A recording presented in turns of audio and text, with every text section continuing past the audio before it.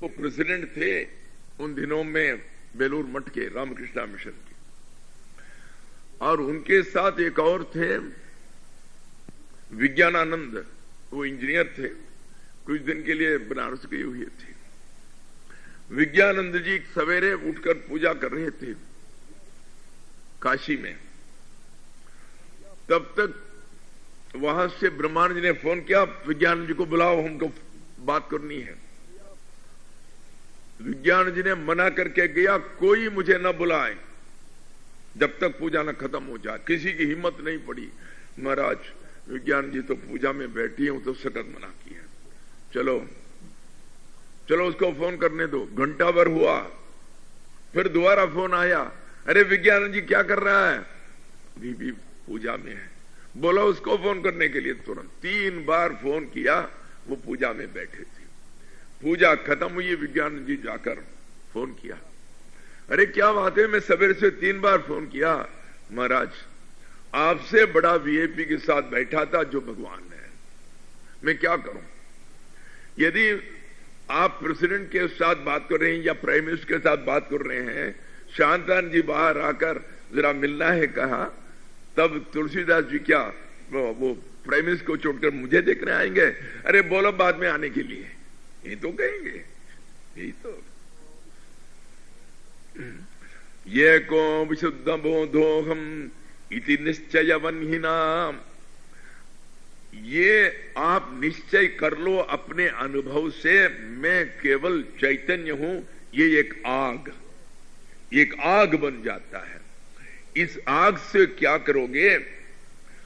जो तुम्हारा अज्ञान था कि मैं शरीर हूं, वो एक बड़ा जंगल है।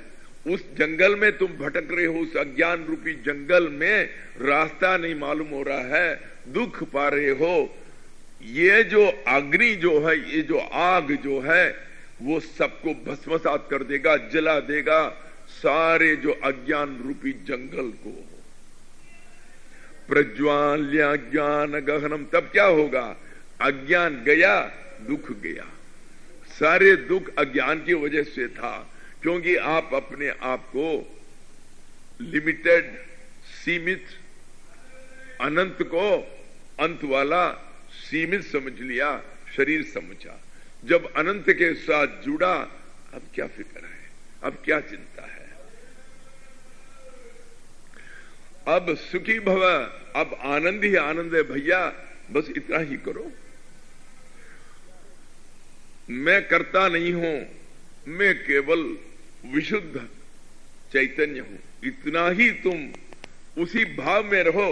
ये कोई मंत्र नहीं है, मैं विशुद्ध बोध हूं, मैं चैतन्य हूं, मैं चैतन्य हूं, मैं शरीर नहीं हूं। ये कोई मंत्र नहीं है, श्री राम श्री राम श्री राम, ये मंत्र नहीं है। बस उस भाव में रहो, उसमें बैठो, उसमें विश्वास करो, बैठो, कुछ नहीं करना, सुनो और बैठो, हो गया। अब यत्र विश्वमिदं भाति कल्पितं रज्जु सर्पवति आनंद आनंद परमानंदः सबोधस्त्वं सुखीचर। देखो, आपने कह दिया कि मैं अकेला एक चैतन्य हूं। ये कैसा हो सकता है भैया? ये क्या कोई जादू है? मेरे सामने इतनी बड़ी जगत बैठी हुई है, अब इतने लोग बैठे हैं, यहाँ कुर्सियां हैं, तस्वीर है, भगवान है, और आप लोग इतने हैं। ये क्या कोई जादू है ये कहना कि जगत है ही नहीं, तुम एक ही हो, अकेले हो? अरे इतने लोग बैठे, मैं अकेला कैसा हूं? ये कहां से हो सकता है? कहते हैं ये जो तुम देख रहे हो, ये आपकी मन की कल्पना है। ये केवल मन की कल्पना है। अरे मन की कल्पना कैसे हो सकते हैं? मेरे सामने बैठे, ये आकर मुझे एक मारे और कहे ये मन की कल्पना है, उसको मारने दो। ये कहां से होगा भैया? ऐसा है। आप सो रहे थे, सपने में एक शेर आया। सपने में जो शेर आया, उतना ही वास्तविक, उतना ही सत्य, उतना ही ठोस मालूम हो रहा है जितना हम आप अब बात कर रहे हैं। उस समय आप ये नहीं कहते हैं अरे ये शेर कुछ नहीं है भैया, ये तो मिथ्या है, अरे शेर आने दो, मुझे कोई फिक्र नहीं। अरे दौड़ते हो, सपने में दौड़ते हो, हाँफते हैं, यहां धक धक करता है, पसीना निकलता है आपके शरीर में, सो तो रहे हैं। जब तक आप सपने में थे, सपने में जितने भी आए उस समय बिल्कुल वास्तविक और सच्ची मालूम पड़ रहा है। उस समय उसी सपने में कोई स्वामी शानदार नहाकर कहें बेटा डरो मत, ये तो सपना है, चुप रहो, महाराज आप यहां बैठ जाइएगा शरीर के सामने, मैं जा रहा हूं, आपके लिए सपना है, मेरे लिए नहीं। आप थोड़े ही उसमें विश्वास करेंगे। परंतु कब आपको मालूम हुआ कि ये सब सपना ही है, ये सब मिथ्या है? जब आप जाग गए। इसी तरह जब तक आप इस जागृत अवस्था में हैं, सब कुछ उतना ही सच मालूम हो रहा है, बिल्कुल सच मालूम हो रहा है। परंतु ये भी एक दूसरा सपना है। इस सपने से जागो, उस अवस्था को समाधि अवस्था कहते हैं, वो जागने की अवस्था। तुम समाधि अवस्था में जाओ, मन को निकालो, मन को हटाओ, तुम अपने स्वभाव में रहो, तुम अपने आपे में रहो, तब मालूम होगा अरे भैया ये भी तो सपना रहा, नहीं तो अब तो बिल्कुल वास्तविक ही मालूम होगा, इसमें विश्वास नहीं होगा। परंतु आपको जागना पड़ेगा। इसके लिए सूत्र आपको मिला है सपना। भगवान ने क्यों दिया सपना आपको, क्यों दिया नींद? ये टाइम्स पेपर में एक क्रॉसवर्ड पजल आता है, उसको हल करने के लिए वहां पर वो सूचक शब्द दिए गए हैं, वो शब्द वहां डालिएगा, आपको क्रेडिट मिलेगा बिल्कुल। इसी तरह हमारा जीवन एक पहलू है और इसको हल करने के लिए भगवान ने ये दिए हैं, तुम अपने सपना को देखो, समझो, विचार करो, और अपने नींद को देखो, विचार करो। लोग कहते हैं भगवान ने इसलिए हमको नींद दे रहे हैं क्योंकि इंद्रिय जो है बहुत काम कर कर थक जाता है हमारे शरीर, उसको रेस्ट देने के लिए। जिस भगवान ने इतनी बढ़िया एक शरीर बनाया, इतने इतने जीन्स, इतने इतने हड्डियां, मांस और प्रोटीन, अमीनो एसिड्स, पता नहीं कि लाखों चीजों से बनी एक चींटी से लेकर मनुष्य तक इतने बढ़िया बनाने वाला है, ऐसे भी इंद्रिय और शरीर बना सकते हैं जो घिसेगा नहीं। हजारों साल काम करें तब भी घिसेगा नहीं, परंतु आप जागेगा नहीं। इसीलिए भगवान ने ये सब दे रखे हैं, कभी तो कोई विचार करें।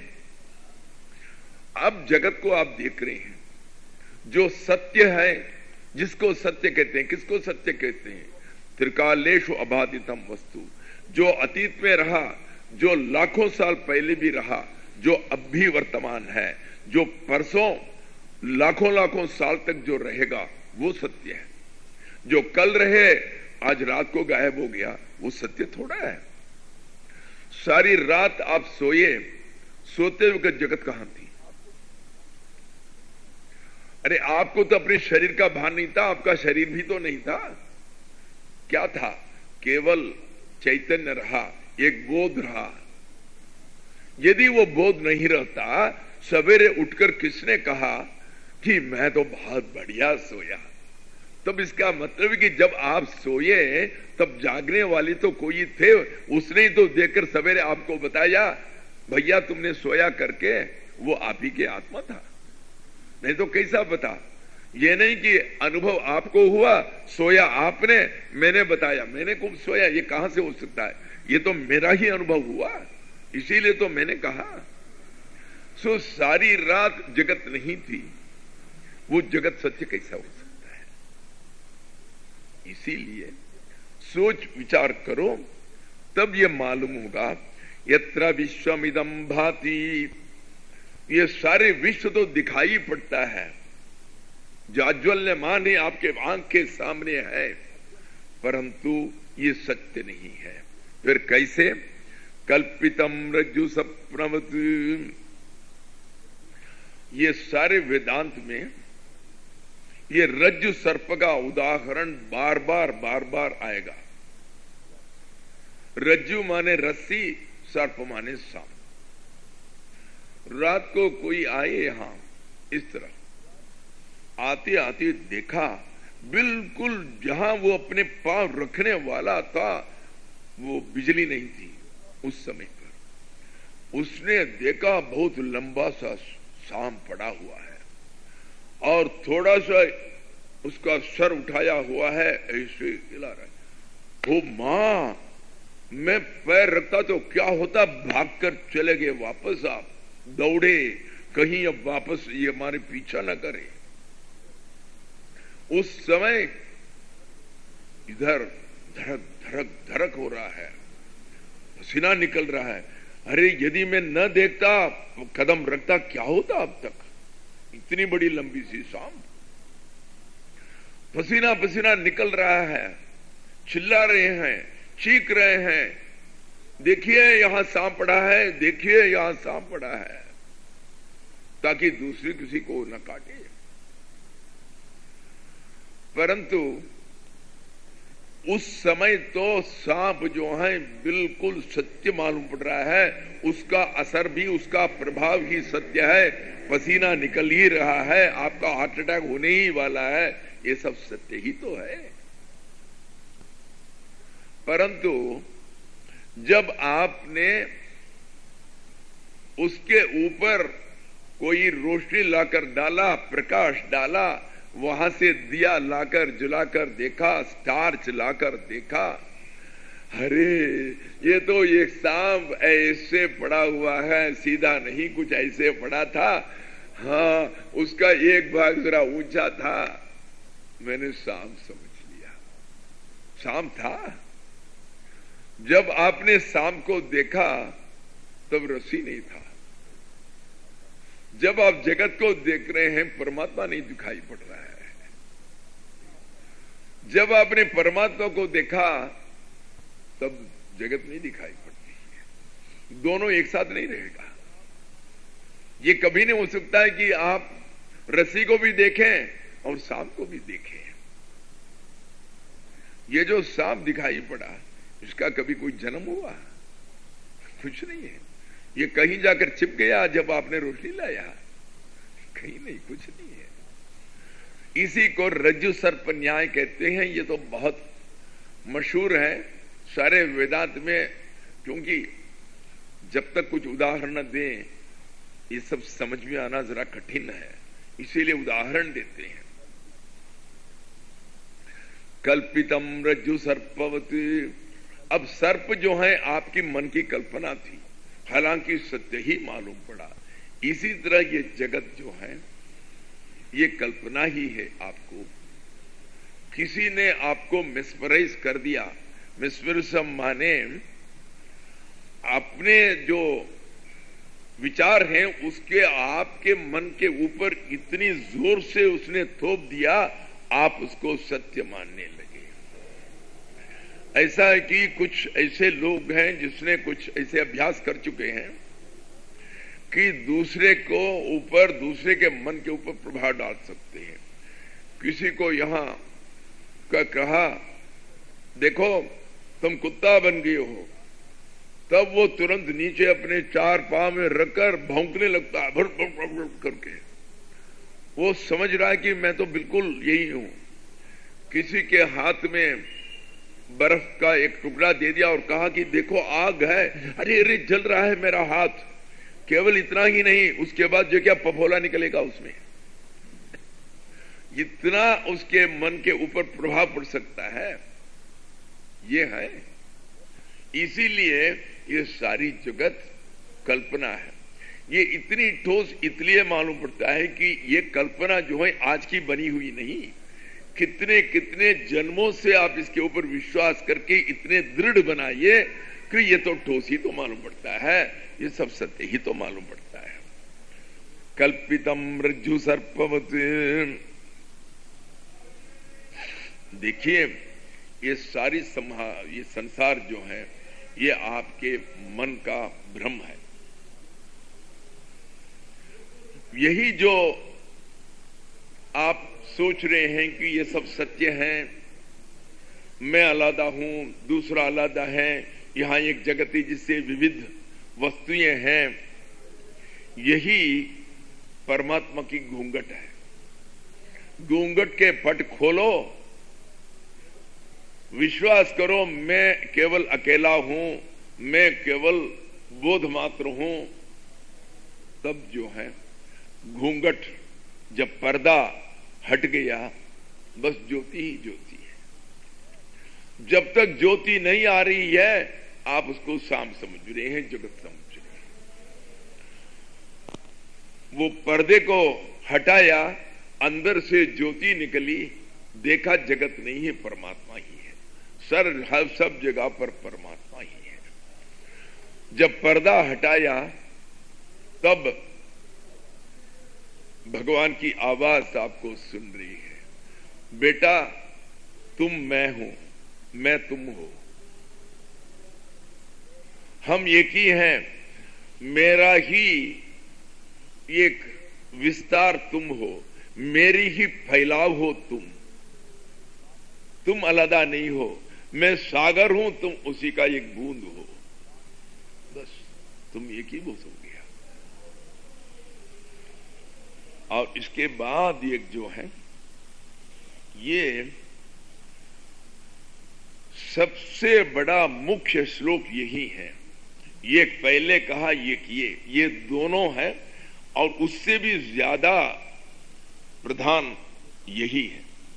जो पहले मैंने एक कहा था, यदि देहम पृथक्कृत्य क्षिति विश्राम्य तिष्ठसी, अपने देह से अलग करके तुम यदि केवल उस चैतन्य में है आराम करो तब मिल गया, ये कल परसों कहा था। अब उसी तरह एक बहुत सस्ता सा उपाय है, तुम अभी इस समय सुनते ही पहुंच सकते हो। मुक्ताभिमानी मुक्तो ही बद्धो बद्धा अभिमान्यपि किंवदंती का सत्ये हम या मति ही सागतिर्भवेत। कुछ न करना, कोई आसन लगाकर पद्मासन में बैठने की कोई जरूरत नहीं, सांस रोकर कोई प्राणायाम नहीं करना, कहीं से फूल लाकर 2 घंटे पूजा न करना, स्तोत्र न पढ़ना, कुछ नहीं करना। केवल मन में ये निर्णय करो, ये सोच लो, ये निश्चय कर लो, अरे मैं कहां, मेरे पास कहां बंधन है, मैं तो मुक्त हूं, आई एम फ्री, मैं स्वतंत्र हूं, मैं मुक्त हूं, मेरा कोई बंधन नहीं है, बस मुक्त हो गया। तुम मुक्त ही हो जब तुम ये सोचते हो कि मैं मुक्त हूं। केवल अपनी दृष्टि बदलो, तुम आज तक सोच रहे थे कि मैं बंधन में हूं। कोई एक महात्मा के पास जाकर कहा, महाराज कृपा करो, माया ने मुझे पकड़ ली है, मैं उसके छुड़वा नहीं पा रहा हूं, महाराज हमको छुड़वाओ।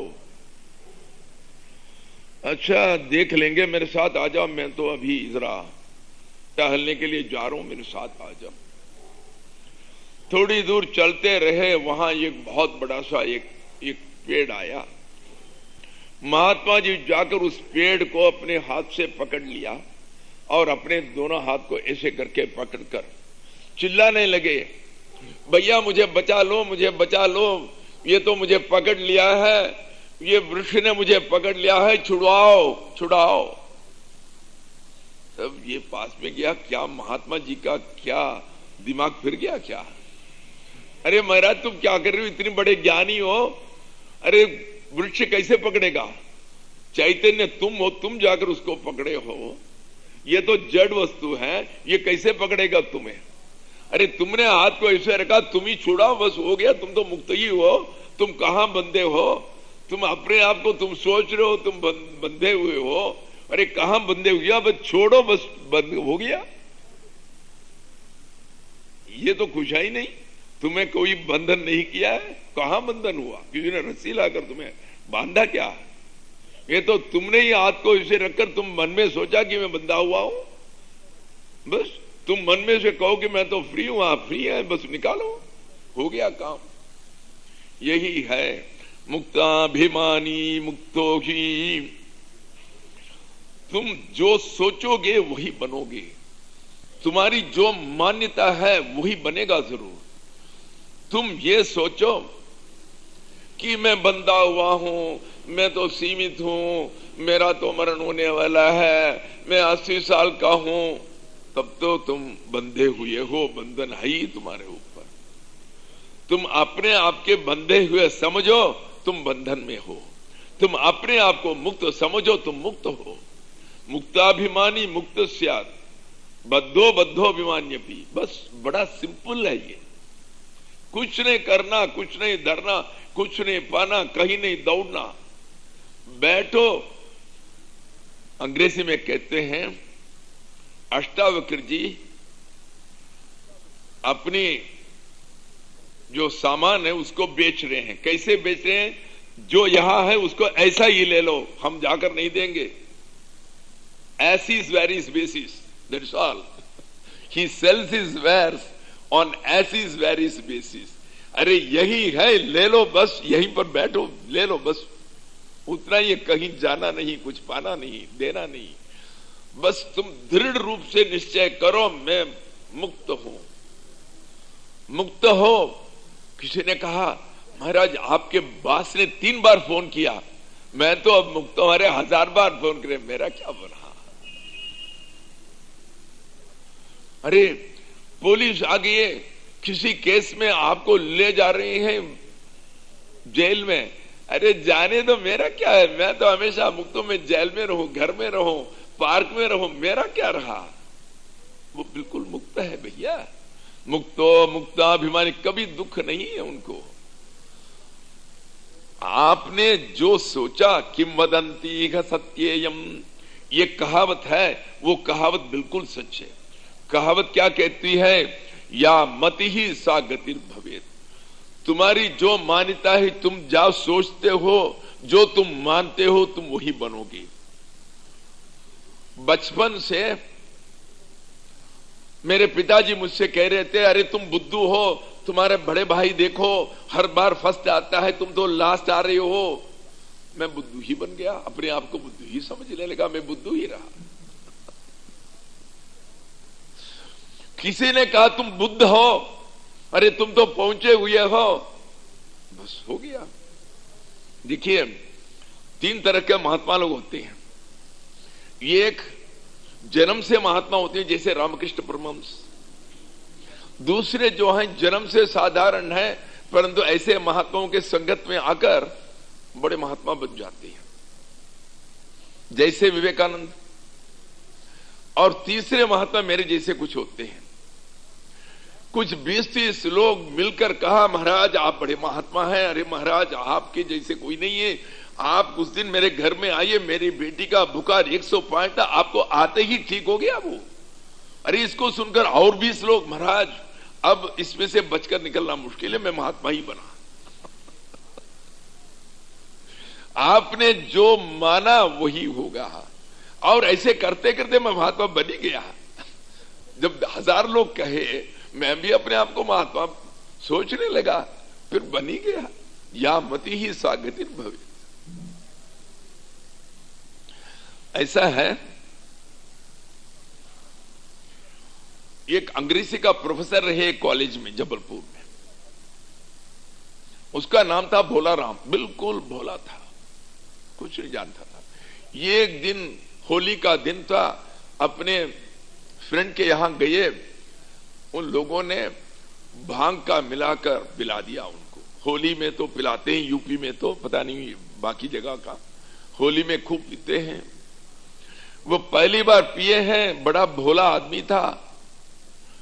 सो अंदर की जो दबी हुई वासना ये सब बाहर आ गई। बस सड़क में गया, बड़ा शोरगुल मचाइए। कोई औरत जा रही थी, उनको छेड़छाड़ की। पुलिस आकर उनको पकड़ लिया, अंदर डाल दिया। अंदर डाल दिया, थोड़ा सा होश आया।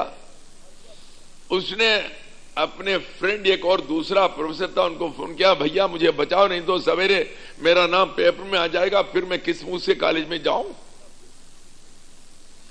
फ्रेंड गए, उनको किसी तरह निकाल कर आए, परंतु उनके मन में यह बैठ गया, अब पुलिस ने मेरे ऊपर कोई मोटी फाइल बना दी है, अब मुझे बचने का सवाल नहीं, वो मेरे पीछे पड़े हैं, हमको जरूर आकर एक दिन अंदर डालने वाले हैं।